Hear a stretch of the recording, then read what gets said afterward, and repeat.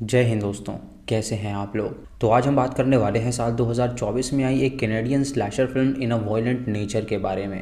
दोस्तों ये फिल्म बहुत ज़्यादा खतरनाक है जो कि आपको बेहद पसंद आने वाली है, तो आप इस वीडियो को अंत तक ज़रूर देखिएगा। दोस्तों इस फिल्म को किलर के पर्सपेक्टिव से बनाया गया है, तो इस पूरी फिल्म में किलर ही नज़र आने वाला है, जिसमें आपको पता चलेगा कि वो कैसे लोगों को ढूंढता है उन्हें जान से मारने के लिए। फिल्म की स्टार्टिंग में हमें एक फायर टावर दिखाया जाता है जहाँ पे कुछ ग्रुप ऑफ फ्रेंड्स आए होते हैं ट्रिप मनाने के लिए। वो लोग वहाँ पर आकर छानबीन करने लगते हैं और उन्हें उस फायर टावर के अंदर किसी का लॉकेट लटका हुआ मिलता है। उनका दोस्त उन्हें बताता है कि यहाँ पर कई सालों पहले कुछ मौतें हो चुकी हैं और किसी को उस मौत के बारे में नहीं पता था कि आखिर वो लोग कैसे मारे गए थे। लेकिन उसके बाकी दोस्त उससे कहते हैं कि अभी रात नहीं हुई है तो वो उन्हें हॉरर स्टोरीज बिल्कुल ना बताए। उसके बाद वो सभी वहाँ से जाने लगते हैं, लेकिन उनका एक दोस्त ट्रॉय उस लॉकेट को अपने पास चुरा के रख लेता है ताकि वो उसे अपनी गर्लफ्रेंड क्रिस को दे सके। उनके वहाँ से जाने के कुछ देर बाद हम देखते हैं कि ज़मीन के अंदर से कुछ आवाज़ आने लगती है और अचानक से ज़मीन के अंदर से एक हाथ निकलता है और हम देख पाते हैं कि वो हाथ किसी और का नहीं बल्कि उस कातिल का है जो कि ज़मीन के अंदर से बाहर आता है, यानी कि वो मौत से वापस आ गया था। वो उस लॉकेट की तलाश में निकल जाता है क्योंकि वो लॉकेट उसके दिल के बहुत ज़्यादा करीब था और मरने के बाद उसकी आत्मा बिल्कुल भी शांत नहीं हुई थी, जो कि उस लॉकेट से जुड़ी हुई थी और जो कोई भी लॉकेट को ले जाता था वो उन्हें जान से मार डालता था। वो कातिल अब जंगल की ओर निकल जाता है उन लोगों को ढूंढने के लिए जो कि उसका लॉकेट ले गए थे। कुछ देर आगे चलने के बाद उसे एक फॉक्स की लाश मिलती है और उस लाश को देखकर वो जान पाता है कि यहाँ पे किसी ने ट्रैप लगाया था जिसकी वजह से वो जानवर मारा गया। उसके बाद उसे दो बंदों के लड़ने की आवाज़ आती है। हम देख पाते हैं कि वहाँ पर एक फॉरेस्ट रेंजर होता है जो कि वहाँ के लोकल बंदे से लड़ाई कर रहा था, क्योंकि वो बंदा वहाँ पे ट्रैप्स लगा दिया करता था जिसकी वजह से जानवर मर जाया करते थे और रेंजर ये बिल्कुल भी नहीं चाहता था। रेंजर उससे कहता है कि वो ऐसे ही ट्रैप्स और ज़्यादा ढूंढेगा जिससे कि वो जानवरों को ना मार सके, लेकिन वो बंदा कहता है कि वो ट्रैप्स लगाता ही रहेगा क्योंकि वो जानवर उसके घर में आके उसे भी जान से मार सकते हैं। उसकी ये बात सुन के वो फॉरेस्ट रेंजर वहाँ से चला जाता है और जब वो बंदा घर में अकेला होता है तो वो कातिल उसके घर के अंदर घुस जाता है, जहाँ पे जब वो उसके बेडरूम में जाता है तो उसे एक लॉकेट नज़र आता है जिसे देखकर वो अपने लॉकेट के बारे में याद करने लगता है और वो एक मेमोरी को याद करता है जहाँ उसके पिता ने उसे वो लॉकेट दिया था और उससे कहा था कि वो उसका सबसे सुंदर बेटा है और उसने उससे कहा था कि वो उसे हमेशा अपने पास रखे। यानी कि दोस्तों जो लॉकेट था वो उससे इसीलिए जुड़ा था क्योंकि उसके पिता ने उसे वो लॉकेट दिया था और वो लॉकेट अब उस ग्रुप के पास था, इसीलिए वो यहाँ से निकल गया था उन्हें ढूंढने के लिए। जब वो उस बंदे के उस सिमिलर लॉकेट को टच करने के लिए जाता है तो अचानक से वो बंदा उस पर गन तान देता है और उससे कहता है कि वो जो कोई भी है उसके घर से बाहर निकल जाए वरना वो उसे गोली मार देगा। जब वो कातिल पीछे मुड़ता है तो वो उसका चेहरा देखकर बहुत डर जाता है और जब वो उसे शूट करता है तो उससे उसे कोई भी असर नहीं होता। ये देखकर वो हैरान हो जाता है और वो सीधा जंगल की ओर भागने लगता है और वो कातिल उसका पीछा करने लगता है उसे पकड़ने के लिए। तभी उस बंदे का पैर एक बेयर ट्रैप में फंस जाता है जिसकी वजह से वो भाग नहीं पाता और कातिल तुरंत वहाँ पर आकर उसका सर फोड़ देता है जिससे उसकी मौत हो जाती है। उसके बाद वो वापस उसके घर में जाता है जहाँ पर वो उसका लॉकेट लेता है, लेकिन वो जब उस लॉकेट को देखता है तो उसे एहसास होता है कि ये उसका लॉकेट नहीं है, इसीलिए वो उस लॉकेट को फेंक देता है और अपने लॉकेट को ढूंढने के लिए निकल जाता है। उसके बाद वो आगे चलने लगता है और धीरे धीरे वहाँ पर रात हो जाती है और वो उन स्टूडेंट्स के ग्रुप के पास पहुँचता है जो कि वहाँ पर ट्रिप मनाने के लिए आए थे और वो कैंप फायर जलाकर बाहर बैठे हुए थे। वो उनको दूर से ही घूरने लगता है और उनकी बातें सुनता है। उनमें से एक बंदा होता है एरन, जो कि उन्हें बताता है कि यहाँ पे एक अर्बन लेजेंड बहुत ज़्यादा फेमस है। वो लोग उससे पूछते हैं कि आखिर वो क्या कहानी है, तो वो उन्हें बताता है कि दरअसल उसके अंकल ने उसे एक कहानी सुनाई थी और यहाँ पे कई सालों पहले जॉनी नाम का एक बच्चा पैदा हुआ था जो कि थोड़ा सा डिफॉर्म्ड था और उसे कोई भी पसंद नहीं करता था। वो बहुत ही अजीब दिखता था और बहुत ही स्लो चलता था, जिसका किसी भी रेस में जीतना बहुत ही ज़्यादा मुश्किल था। लेकिन वो मेंटली इल था और उसका कोई भी दोस्त नहीं बनना चाहता था। 70 साल पहले यहाँ पर एक लॉगिंग कंपनी आई थी और उनके सारे वर्कर्स ने यहाँ पर कैंप बिछा के रखा हुआ था। कुछ लोगों ने यहाँ पे दुकानें भी खोल ली थी ताकि वो उनके लिए सामान ला सके और उनकी बिक्री हो सके। और उन लोगों में से एक था जॉनी का पिता जो कि उन शॉप को ओन करता था। आसपास के लोग इससे बहुत ज़्यादा जलते थे क्योंकि जॉनी का पिता काफ़ी ज़्यादा अमीर होता जा रहा था और इसी जलन की वजह से वो उसके बेटे जॉनी का बहुत ज़्यादा मजाक उड़ाया करते थे। एक दिन जॉनी जब बाहर खेल रहा था तो एक लॉगर उसके पास आया और उसने जॉनी की टॉय कार को तोड़ दिया और इसी वजह से उसे काम से निकाल दिया गया था, जिसकी वजह से वो सभी जॉनी को इस बारे में ब्लेम करने लगे थे। इसीलिए उन लोगों ने फैसला किया कि वो जॉनी से इसका बदला लेंगे। उसे सबक सिखाने के लिए वो उसे फायर टावर के पास ले गए जहाँ पर उन्होंने कहा कि वो ऊपर चढ़े क्योंकि उसकी टॉय कार ऊपर ही है। और जब जॉनी उस टावर पर चढ़ने लगा तो ऊपर एक आदमी था जो कि फायर मास्क पहना हुआ था, जिसने जॉनी को डरा दिया और जॉनी जब नीचे गिरा तो उसकी मौत हो गई। उसके बाद उन लोगों ने जॉनी के ऊपर ही वो फायर मास्क लगा दिया ताकि लोगों को ये लगे कि वो यहाँ पर खेलने आया था, जिसकी वजह से उसकी मौत हुई। अगले दिन जॉनी के पिता को उसकी लाश मिली और उसके पिता को अच्छी तरह पता था कि उसके बेटे का कत्ल हुआ है, इसलिए वो उन लोगों से लड़ने के लिए चला गया और उन लोगों ने जॉनी के पिता को भी जान से मार डाला। और उन लोगों ने ये क्लेम कर दिया कि वो सेल्फ डिफेंस था, जिसकी वजह से उनको बेल मिल गई और वो आज़ाद घूम रहे थे। इस घटना के ठीक एक हफ्ते बाद उन सबकी लाशें उन्हें फैक्ट्री में मिली और ये देखकर सभी लोग हैरान थे कि आखिर इतनी बेरहमी से उन्हें किसने मारा होगा। सबको लगा कि वो किसी जानवर का काम है, लेकिन वहाँ पर एक बंदा भी था जिसका ये कहना था कि उसने किसी को मास्क में देखा है उनको जान से मारते हुए। और तब से यहाँ पे अफवाह है कि जॉनी की आत्मा ने उन्हें जान से मारा था। ये कहानी सुन के उसके सारे दोस्त काफ़ी ज़्यादा डर जाते हैं और उससे कहते हैं कि ये कहानी तो बहुत ज़्यादा खतरनाक है। उसके बाद वो उन्हें बताता है कि दरअसल 10 साल पहले यहाँ पे एक पार्क रेंजर भी जान से मारा गया था, तो उसकी कहानी अगर उन्हें सुननी है तो वो बोलें। लेकिन वो लोग कहते हैं कि अब रात काफ़ी हो गई है और वो लोग बहुत ज़्यादा थक गए हैं, इसीलिए वो आगे की कहानी नहीं सुनना चाहते। उसके बाद वो सभी वहाँ पर फ़ोटोज़ लेने लगते हैं और उनके ठीक पीछे हम जॉनी को देख पाते हैं जो कि उन्हें घूर रहा था। उसके बाद वो सभी अपने कैबिन में चले जाते हैं आराम करने के लिए। इधर जॉनी उनके शेड में जाता है जहाँ से वो एक हुक ले लेता है ताकि वो उन्हें जान से मार सके। और जब वो खिड़की के पास जाता है तो देखता है कि उसका जो लॉकेट है वो ट्रॉय अपनी गर्लफ्रेंड को दे रहा है। ये देखकर उसे बहुत ही गुस्सा आता है क्योंकि उसे अपने पिता का लॉकेट वापस चाहिए था। एक लड़की जब बाहर होती है तो ईरन वहाँ पर आता है स्मोक करने के लिए और वो लड़की उसका मजाक उड़ाने लगती है, तो ईरन बाहर चला जाता है ताकि वो चैन से स्मोक कर सके। यही मौका देखकर जॉनी उसके पास जाता है, जहाँ पेड़ के पीछे आकर वो उस हुक से उसका मुंह पकड़ लेता है और उसके मुंह के 2 टुकड़े कर देता है, जिससे उसकी मौत हो जाती है। उसके बाद वो ईरन का आधा कटा हुआ सर और उसकी लाश को घसीट के अपने साथ ले जाने लगता है, जहाँ पर वो पार्क रेंजर के ऑफिस में पहुँचता है और वो उसके सर को कांच पे फेंक कर मारता है, जिससे उसका कांच टूट जाता है और उसका सर ठीक अंदर जाके गिरता है। उसके बाद वो उसके ऑफिस को खोलता है और उसकी लाश को वहीं फेंक देता है और फिर वो वहाँ पे रखे हुए अपने सारे इक्विपमेंट्स को देखता है जिसे वो वहाँ से वापस लेने आया था। वो उस फायर मास्क को ले लेता है और उसे पहन लेता है और वहाँ पर उसका हुक और एक्स भी होता है, जिसे वो अपने साथ ले जाता है ताकि वो एक एक करके उन सबको जान से मार सके। उसके बाद वो बाहर निकलता है और अगली सुबह वो उन लड़कियों के पास पहुँचता है और देखता है कि 2 लड़कियाँ अरोरा और ब्रूडी नदी के पास हैं। अरोरा ब्रूडी से कहती है कि वो नहाने के लिए जा रही है, तो क्यों ना वो भी उसके साथ चले। तो अरोरा उससे कहती है कि उसे योगा करना है, वरना वो उसके साथ आ जाती। ये सुन के ब्रूडी पानी के अंदर चली जाती है नहाने के लिए और ये देखकर जॉनी पानी के अंदर चला जाता है।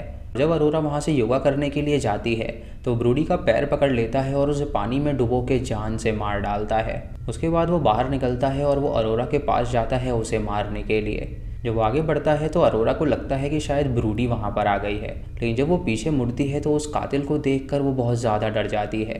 अरोरा वहाँ से भागने की कोशिश करती है, लेकिन वो ठीक पहाड़ के ऊपर थी जिसके नीचे खाई थी और वो वहाँ से नहीं कूद सकती थी। इसीलिए वो समझ जाती है कि अब उसकी मौत निश्चित है और वो कातिल तुरंत उसके पीछे आके उसके पेट में हुक घुसा देता है और उसके बाद दूसरा हुक वो उसके सर में घुसाता है और फिर उसके मुंह को उसके पेट के छेद से ही बाहर निकाल देता है, जिससे उसकी बॉडी पूरी तरह टिल्ट हो जाती है और उसकी मौत हो जाती है। उसके बाद वो उसकी लाश को लात मार के खाई में फेंक देता है और फिर वो निकल जाता है उसके दोस्तों को मारने के लिए।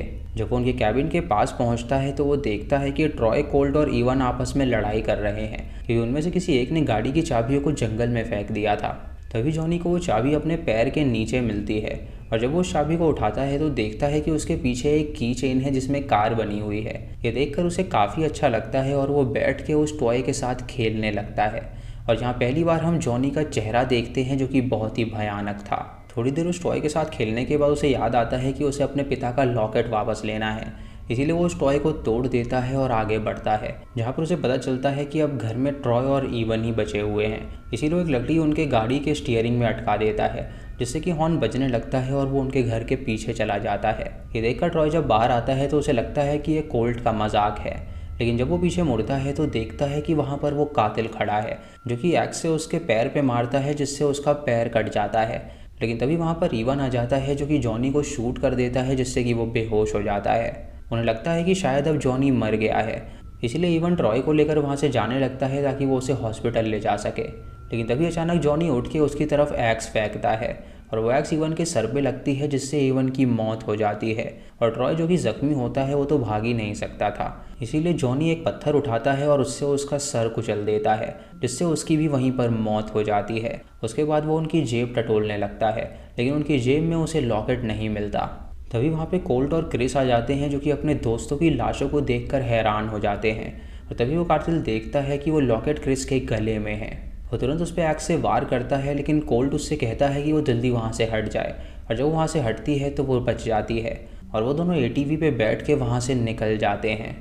अब उस कातिल ने वो लॉकेट देख लिया था और वो उन दोनों को ढूंढने के लिए निकल जाता है। और कई दूर तक चलने के बाद वो उस रेंजर के ऑफिस के बाहर पहुंचता है, जहाँ पे ट्रॉय और क्रिस भी मौजूद होते हैं, जो कि उस रेंजर को सारी बात बता रहे थे। रेंजर उन दोनों को बताता है कि उन्हें लॉकेट बिल्कुल नहीं हटाना चाहिए था, क्योंकि यही वो लॉकेट है जिसने उसकी लाश को वहाँ पे बंद करके रखा था। लेकिन वो लॉकेट उन लोगों ने वहाँ से हटा दिया है, जिससे कि वो वापस आ गया है। और उसको वापस बंदी बनाने के लिए उन्हें उस लॉकेट को वापस वहाँ प्लेस करना होगा, ताकि उसकी जो बॉडी है वो फिर से रेस्ट में जा सके। तभी वहाँ पर जॉनी आ जाता है और रेंजर उसे रोकता है और उससे पूछता है कि क्या उसे वो याद है या नहीं। 10 साल पहले उसके पिता ने ही उसे मारा था और पीस में भेजा था, और अब वो उसे मारेगा और पीस में भेजेगा। जॉनी उसकी एक नहीं सुनता और आगे बढ़ता है उसे जान से मारने के लिए, लेकिन तभी वो रेंजर उसे शूट कर देता है, जिससे जॉनी बेहोश हो जाता है। वो कोल्ट और क्रिस से कहता है कि ये अभी मरा नहीं है, तो तुरंत रस्सी लेकर आए ताकि वो इसे बांध सके और वापस टावर में प्लेस कर सके। और वहीं पे वो उसका लॉकेट भी प्लेस कर देंगे, जिससे कि ये वहीं पे पीस में रहेगा।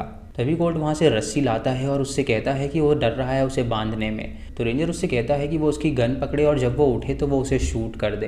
तब तक वो उसे रस्सी से बांधने जा रहा है। जब वो उसके हाथ में गन दे रहा होता है तो जॉनी अचानक उठ जाता है और उसकी गन को पकड़ के वो उनसे गन छीन लेता है, जिससे डर के मारे कोल्ट और क्रिस वहाँ से भाग निकलते हैं। और जॉनी रेंजर की पीठ पकड़ के उसकी स्पाइनल कॉर्ड तोड़ देता है, जिससे कि वो रेंजर पूरी तरह पैरालाइज हो जाता है।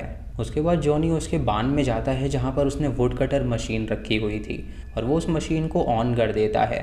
उसके बाद वो रेंजर के पास आता है, जहाँ पे वो उसे घसीट के उस बांध में ले जाता है। और सबसे पहले वो उसके सामने एक लकड़ी काट के दिखाता है, और उसके बाद वो एक हाथ उसके बीच में रखता है और उसका एक हाथ ही काट डालता है। और उसके बाद वो उसकी गर्दन बीच में रखता है और मशीन स्टार्ट करता है, जिससे कि वो ब्लेड उसके गर्दन को काट डालती है और रेंजर वहाँ से हट भी नहीं सकता था, क्योंकि वो पूरी तरह पैरालाइज्ड था। इसी के साथ रेंजर की वहीं पर मौत हो जाती है। उसके बाद जॉनी उन दोनों का पीछा करने लगता है, जो कि जंगल में भाग रहे थे। और वो दोनों समझते हैं कि जॉनी बिल्कुल बेवकूफ़ है, जो कि मेंटली इल है, जिसे वो पागल बना सकते हैं। इसीलिए कोल्ट क्रिस से कहता है कि वो उसके पीछे जाएगा उसे डिस्ट्रैक्ट करने के लिए, क्योंकि वो बहुत ही स्लो है, जो कि उसे नहीं पकड़ पाएगा, और वो आगे रहेगी, जो कि गैसोलीन डाल के उसे जला देगी। क्रिस उसकी बात मान जाती है और कोल्ट जब उसके पीछे जाता है उसे डिस्ट्रैक्ट करने के लिए, तो जॉनी तुरंत एक्स से उसके सर पे मारता है, जिससे उसका सर ही फट जाता है। और उसके बाद वो रिपीटेडली गुस्से में उसे पीटने लगता है, और इतने खतरनाक तरीके से उसे मारते हुए देखकर क्रिस बहुत ज़्यादा डर जाती है और उसे उसका खौफ लग जाता है कि वो उसे भी ऐसे ही जान से मार डालेगा। इसीलिए वो गैसोलीन की बोतल पे उसका लॉकेट रख देती है और तुरंत वहाँ से भाग निकलती है।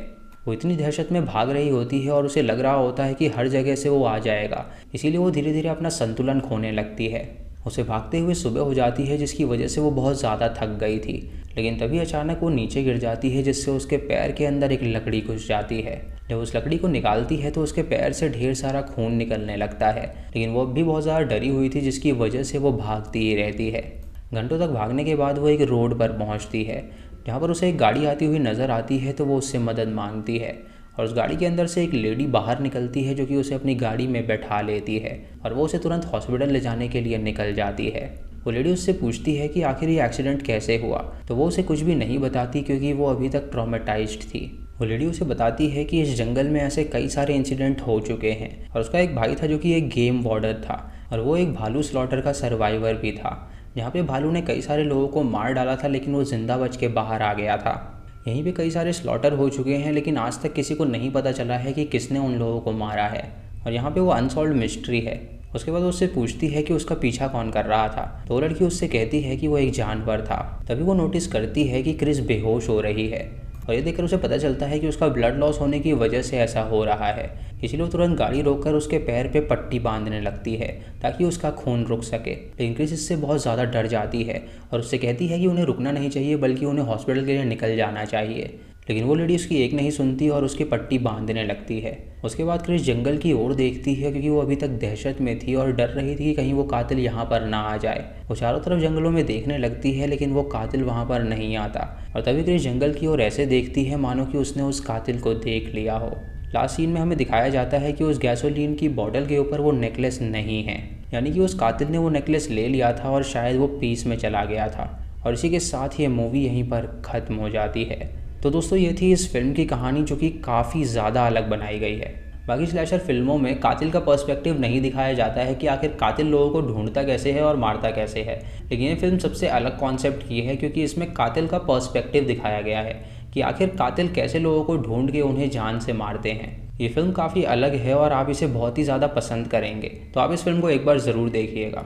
इस फिल्म में काफ़ी अच्छे किलिंग सीन्स हैं और मेरा मानना है कि अभी तक की 2024 की ये सबसे बेस्ट स्लैशर मूवी है। बाकी आपको इस मूवी के बारे में क्या कहना है आप कमेंट सेक्शन में हमें ज़रूर बताइएगा। चैनल पे नए हैं तो इसे सब्सक्राइब करें और बेल आइकन दबाएं नोटिफिकेशंस के लिए।